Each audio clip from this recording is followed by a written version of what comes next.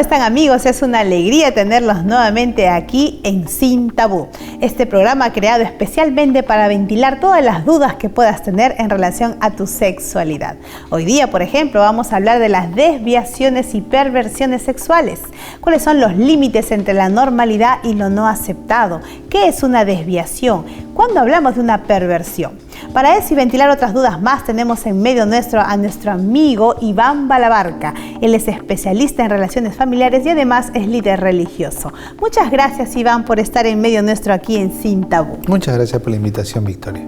Vamos a comenzar hablando un poquito de qué es una desviación sexual, qué es una perversión, ¿de qué estamos hablando? Bueno, una desviación sexual tiene que ver con una conducta sexual que no es culturalmente aceptable, dependiendo de la cultura. Para nosotros, en nuestra cultura occidental cristiana, una desviación sexual puede ser el que un hombre empiece a tener deseo sexual no solamente por mujeres, sino también por hombres, ¿sí? Por otro lado, está también las parafilias o las aberraciones sexuales, que es cuando se deja de hacer uso normal de una mujer, o en el caso de las mujeres de un hombre, para ir más allá, buscar emociones que pueden incluso hacer daño. Y de esas hasta estructuras para las que son diseñadas en los órganos reproductores propiamente dichos en la sexualidad humana.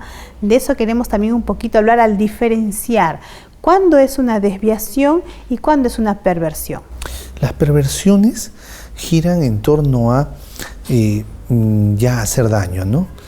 Puede haber golpes de por medio. Agresión. Sí, puede haber incluso violencia sexual en contra de niños, puede haber también falta de higiene, ¿no? Porque existe una parafilia en la que las personas tienen placer sexual cuando tienen contacto con excrementos. Entonces, va más allá de ya lo socialmente aceptable, lo culturalmente aceptable. ¿Podría decirse que una desviación o una perversión tendría relación con el mal uso de alguno de los órganos del cuerpo que están diseñados para otro uso? Sí, y va incluso un poco más allá. Cuando una persona de pronto quiere tener múltiples contactos sexuales más allá de su propio esposo, de su propia esposa. Entonces, aunque en algunas sociedades machistas esto no se vería mal, y algunas mujeres hasta lo justifican, a la luz de la palabra de Dios, esto no es normal, es una anomalía del plan de Dios. Nos lleva a pensar esto, Iván, que se da una suerte de buscar algunas nuevas sensaciones a razón de algunas insatisfacciones o alguna curiosidad insatisfecha. De pronto, ¿por dónde estaría esto de buscar cosas nuevas? ¿Qué podrían desencadenar en una desviación o perversión? Pueden tener incluso algunas de ellas, en algunos casos, asidero biológico. Es decir, fuertes cargas hormonales de pronto, un tema de la libido muy alta, pero aún esto puede ser sometido cuando la persona tiene un buen manejo del pensamiento y de las emociones. Y el buen manejo de pensamiento y de emociones se logra desde que la persona es pequeña, ¿no? Desde que son niños. Y de ahí pues la importancia de que los padres sean entrenados para poder educar y criar bien a sus hijos. Tú nos llevas a pensar, Iván, que algunos de estos orígenes biológicos necesitarían en estos casos algún tipo de asesoría, de aconsejamiento, acompañamiento médico. Así es, debe haber acompañamiento terapéutico especializado en algunos casos que pues sean necesarios. Y unos elementos culturales podrían aparecer, aparte de este origen médico, biológico, ajeno a la voluntad. Algunos elementos del medio social podrían influir para que aparezcan estas desviaciones. Se utiliza la frase vulgar salir del closet, es decir, jóvenes y señoritas que luchan, sin embargo, con su, no sé si llamar tendencia, de pronto decisiones que luchan con esta fuerza que tienen, alguna inclinación que tienen, pero que ellos son asintónicos, ¿sí? no están felices saben que no está bien y entonces deciden refrenarse. Pero si ellos deciden también abrirse en un medio social en el que esa anormalidad, esa desviación es lícita, entonces van a mostrar, pueden decidir mostrarse, pero bueno, con las consecuencias propias, no solamente a nivel físico, sino también a nivel espiritual. Esas consecuencias estarían en base a ese choque cultural de pronto, de mostrarse en una sociedad donde no sea bien visto, no sea aceptadas algunas de estas desviaciones por su naturaleza, ¿no? Bueno, el tema de las aberraciones sexuales, el tema de las parafilias, no son aceptadas en la mayoría de sociedades. ¿Por qué? Porque tienen que ver con hacer daño, ¿no? Tienen que ver con problemas de salud.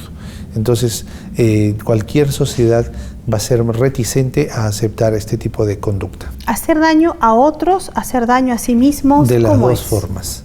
Si una persona es masoquista, va a encontrar el placer y el deleite sexual siendo maltratada, siendo golpeada. Y si una persona es sádica, va a encontrar el placer sexual agrediendo a otra persona, golpeando a otra persona. Generalmente las parafilias no se dan solas, se pueden dar acompañadas de otro tipo de conducta. Encontramos que las parafilias y las desviaciones y perversiones están muy ligadas, muy relacionadas. Quisiéramos saber si una es consecuencia de la otra, una genera la otra, o estamos hablando de sinónimos de lo mismo. ¿Qué nos dirías al respecto? La línea divisoria es débil. No podemos decir que esto es esto y esto otro, ahí queda. No. Tenemos ciertas dificultades en definirlas por separado. Sin embargo, quizá la definición pasa por las que pueden ser socialmente aceptables en una sociedad liberal y las que no, las que aún siendo una sociedad liberal no se aceptan. Pero desde la perspectiva cristiana, desde la cosmovisión cristiana, ninguna de las dos es necesariamente aceptada. Porque pareciera que la sociedad y la cultura serían las que nos marcarían el patrón de cuándo cae una pareja en una desviación o una persona en perversión y no necesariamente la conducta en sí misma. Es posible que la cultura llegue a decir, no, eso no está mal, eso es socialmente aceptado, no estamos hablando de ninguna desviación, ¿esto es posible? La cultura es la que manda muchas veces en el contexto de una sociedad. Sin embargo, hay grupos sociales dentro de una sociedad. Los grupos sociales que están dentro de la sociedad son también aquellos que determinan qué es la regla de toque para ellos. Y la regla de toque para los cristianos es la palabra de Dios. De ahí que una sociedad cristiana, entre comillas, juzgue a un grupo dentro de esa sociedad como intolerante. ¿Por qué? Porque tienen a la palabra de Dios. Y la palabra de Dios es clara, ¿no?, en algunas conductas y aberraciones. ¿De qué implicancias psicológicas podríamos hablar, Iván? ¿Habrá algún efecto, algunas consecuencias en este plano del desarrollo humano? Mira, hay personas que son egosintónicas y hay personas que son egodistónicas. Las egosintónicas son aquellas que deciden dar rienda suelta a lo que ellos consideran correcto. Entonces son felices, salen a las calles, se exhiben, se muestran, mientras que hay personas egodistónicas que, si bien es cierto, detectan ciertas ganas, cierto deseo, lo controlan, lo someten. O si no pueden someterlo, necesitan acompañamiento terapéutico y sufren. ¿Por qué? Porque no quieren ser como son. Entonces, ahí vemos que hay una batalla. Y en la sociedad, por más cristianizada, entre comillas, cristianizada que sea, se van a dar los dos tipos de situaciones, los dos tipos de elementos. Qué interesante lo que tú muy bien nos dices, es realmente muy interesante, es muy importante todo lo que Iván muy lúcidamente y muy exactamente nos va compartiendo sobre este tema, desviaciones y perversiones sexuales. Recuerden que estamos interesados en saber sus opiniones, sus comentarios, de repente alguna pregunta que nos quieras hacer llegar en relación al tema, van a ser todas bienvenidas al blog del programa, al Facebook y al correo electrónico. Volvemos en el siguiente bloque de Sin Tabú.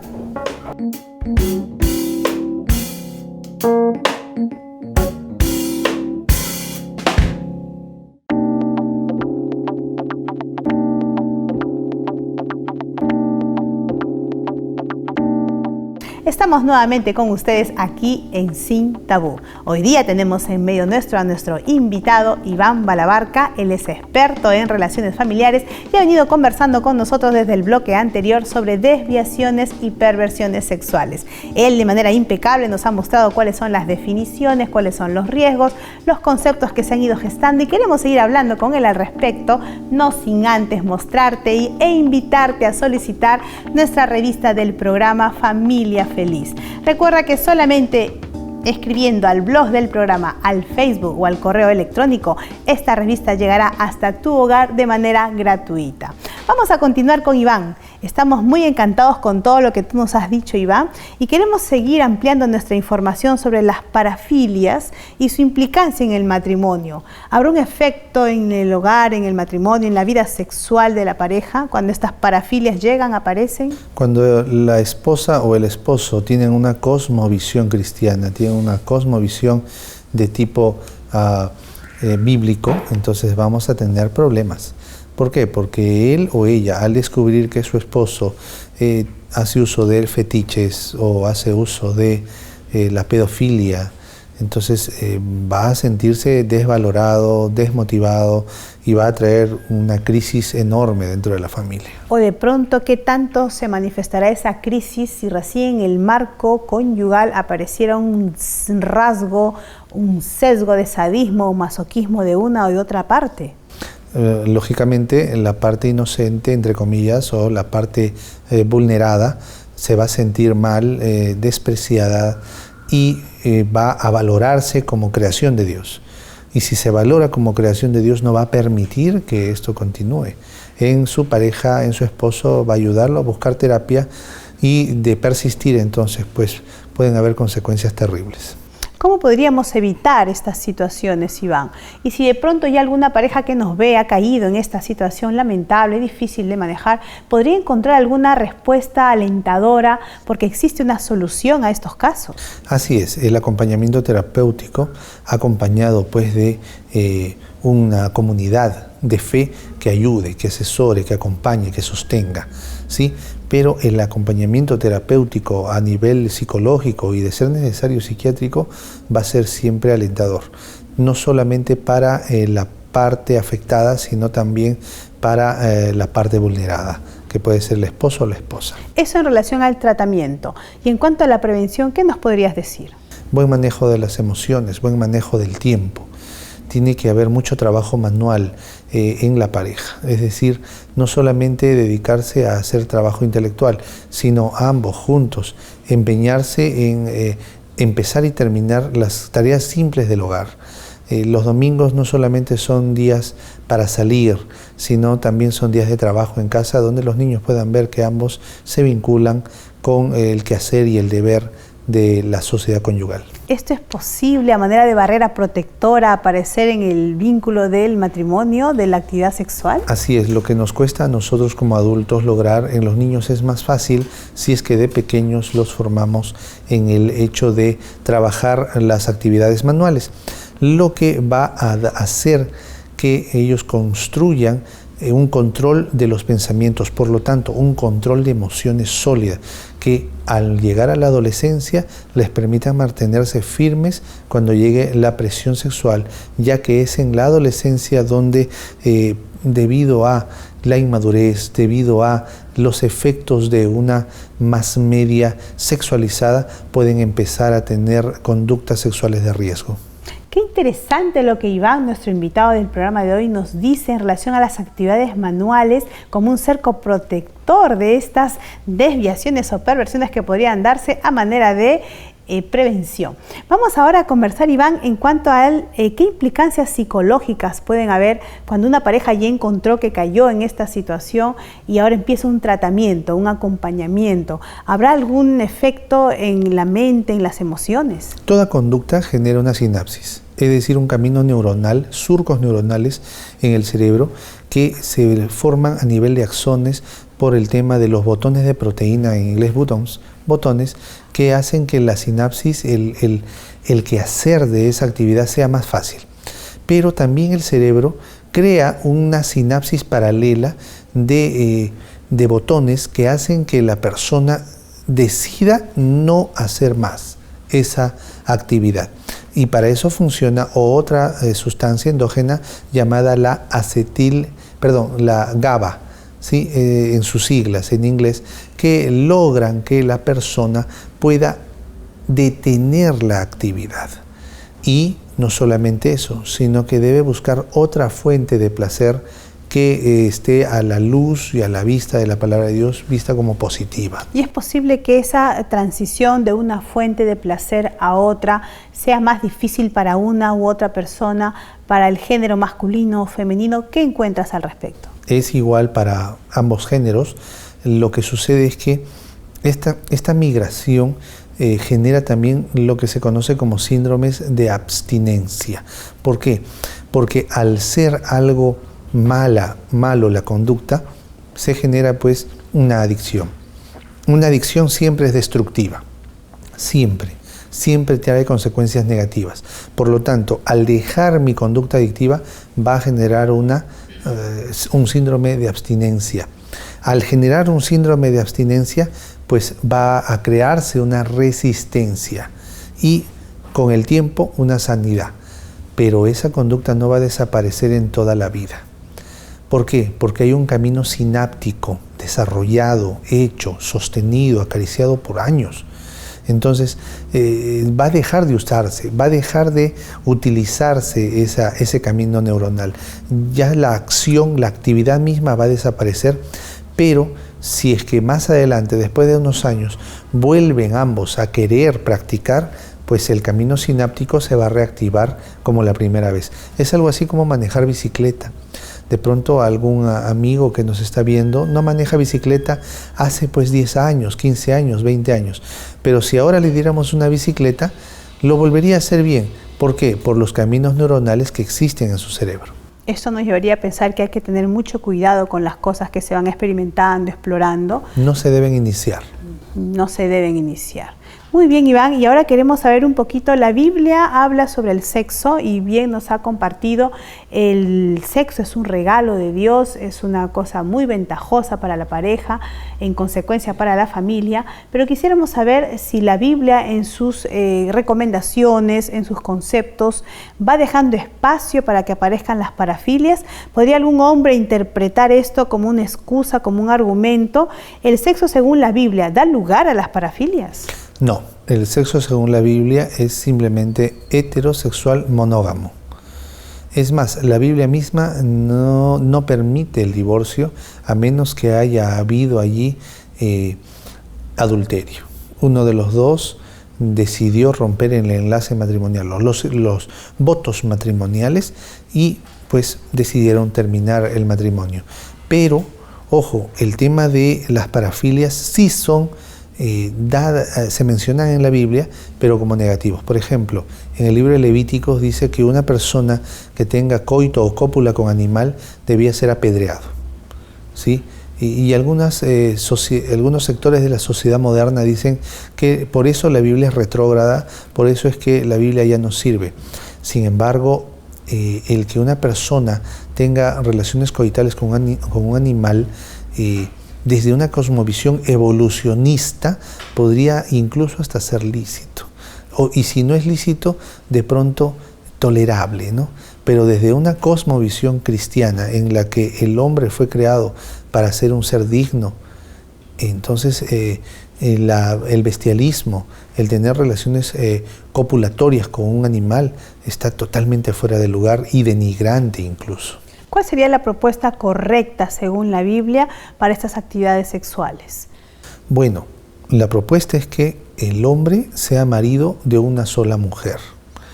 Deben satisfacerse sexualmente, no negarse, a menos que sea por un corto tiempo y de común acuerdo. Y tercero, deben deleitarse en las caricias mutuas siempre. Hay gente que cree que las actividades sexuales tienen solamente un fin procreativo, reproductivo y que no es lícito de pronto. ¿Tú qué opinas al respecto cuando no hay una intención de procrear? ¿Deberían o no deleitarse uno en el otro? Eso no dice la Biblia. La Biblia dice que tienen que beber del agua de su misma fuente. Tienen que ser ambos personas que decidan darse el derecho conyugal, recrearse sexualmente, con temperancia, con límites, pero recrearse, buscar el placer sexual ambos. Indistintamente de quién inició, ¿no?, el acto sexual. Así es. Muchas gracias, Iván. A manera de conclusión, con todo lo que tú nos has dilucidado, nos has compartido con estos conocimientos, ¿qué ideas centrales, qué ideas finales nos darías para terminar nuestro programa de hoy? Necesitamos ser entes que difundan salud afectiva. Más allá de prevenir, debemos difundir. ¿Y cómo difundimos? Cuando nosotros como esposos damos ejemplos a seguir a nuestros hijos. Cuando trabajamos con ellos el manejo del tiempo y de las emociones, entonces estamos poniendo una valla protectora para que ellos, cuando se expongan en el colegio, en la universidad, en los clubes, cuando se expongan a estas realidades que se dan, entonces puedan ser fuertes para decidir yo no. Muchas gracias nuevamente. Hoy día hemos conversado con Iván Balabarca sobre desviaciones y perversiones sexuales. Quisiéramos saber tus opiniones, tus preguntas, tus comentarios en relación al tema de hoy. Recuerda que el blog del programa, el Facebook y el correo electrónico están a tu disposición. Nos vemos en la siguiente emisión, aquí en Sin Tabú.